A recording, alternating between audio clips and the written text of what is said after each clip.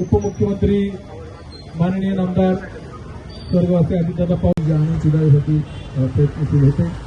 सांगायचं तात्पर्य एवढं की राज्यात करायचं आहे, कुठल्या खेळामध्ये काय कमी पडतंय, कुठला कॉम्प्लेक्स कमी आहे किंवा काय करायचं आहे, अशा सगळ्या गोष्टीवरती तो माणूस एवढ्या बारकाईने प्रत्येक पायी बघायचा. जे काय गोष्ट कळत नसेल तर त्याच्यावरती माहिती घ्यायचा. बाकी नेत्यांसारखं नाही की कळत नाही तर द्यायचं सोडून किंवा फाईल फेकून द्यायची नाही.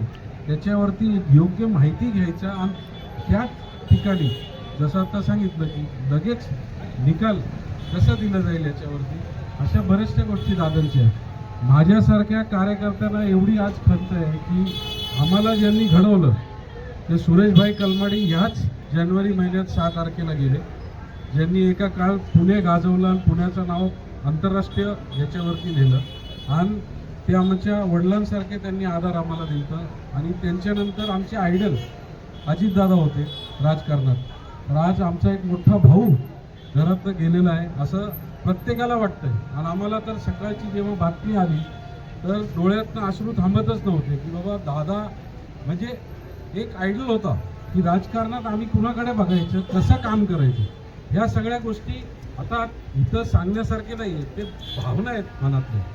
तर दादांकडे जेव्हाही कुठलंही काम घेऊन गेलो आम्ही, तुम्ही तरी मेन्शन केलं फक्त पाण्याची टाकी नाही हो, होलकर ब्रिज खडकीकरांना भेडसावणारा ट्रॅफिकचा जो प्रश्न होता त्या काळी होलकर ब्रिज करताना सर्वात मोठा सिंहाचा वाटा असेल तर अजितदादांचा असेल. पाण्याची टाकी असेल, DPDC मध्ये जे काही सँक्शन खडकीसाठी जायचं तर त्यावेळेस त्याच्यावरती योग्य कारवाई करणारा हा एक नेता होता. तर मनीष आनंद मित्र परिवारातर्फे आणि म्हणजे एवढंच सांगू इच्छितो की ही जी पोकळी आज महाराष्ट्राच्या राजकारणात निर्माण झाली हे परत कधीच भरून निघणार नाही.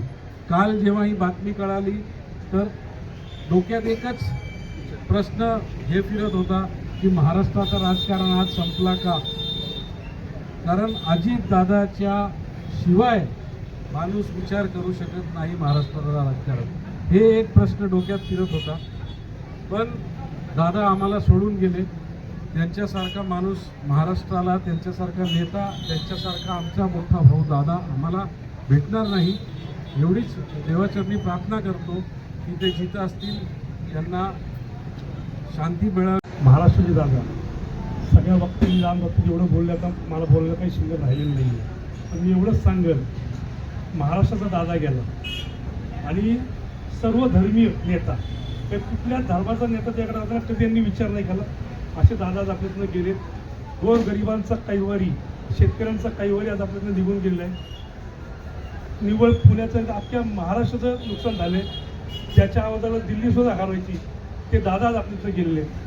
मी दादांना सर्व सावंत परिवार, Khadki cantonment board, Bharatiya Janata party, आमदार सिद्धार्थ शिवाय, मुरलीधर खासदार मुरलीधर मोहोळ यांच्याकडे भावपूर्ण श्रद्धांजली अर्पण करतो.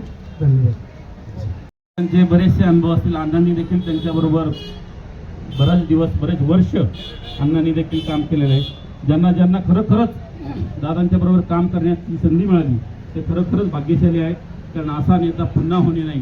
म्हणून मी आपणा खडकीकरांच्या वतीनं, खडकीतील सर्व समाजसेवा मंडळ असतील, तरुण मंडळ असेल, गणेश उत्सव मंडळ असतील, खडकीतील सर्व नागरिकांच्या वतीनं, खडकीतील सर्व माजी कॅन्टोन्मेंट बोर्डाच्या माजी नगरसेवकांच्या वतीनं, वैयक्तिक मी भापकर परिवाराच्या वतीनं दादांना पुन्हा एकदा श्रद्धांजली अर्पण करतो. मी थांबतो. जय हिंद, जय महाराष्ट्र.